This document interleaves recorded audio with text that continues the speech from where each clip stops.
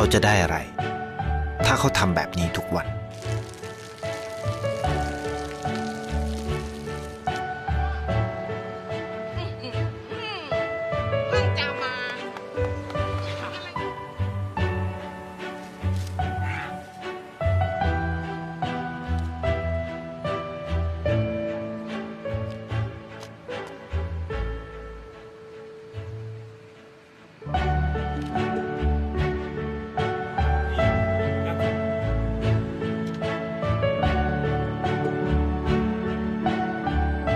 เขาจะไม่ได้อะไรเลย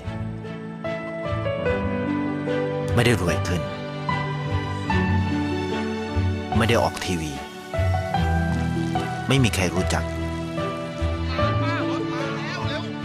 ไม่ได้มีชื่อเสียงที่มากขึ้น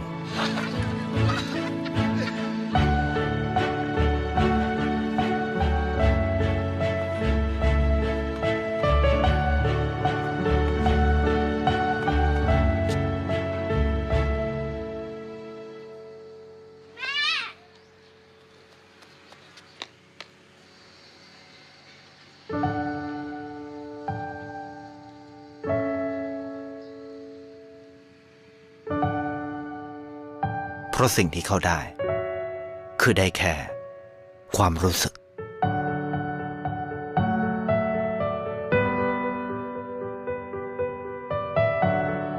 ได้เห็นความสุข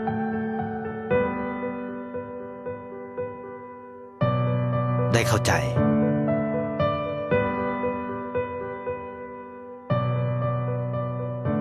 ได้ความรักได้ในสิ่งที่เงินซื้อไม่ได้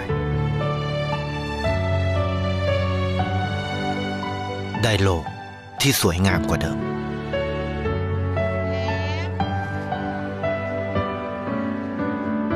ในชีวิตคุณอะไรคือสิ่งที่คุณต้องการมากที่สุดไทยประกันชีวิตเชื่อในความดี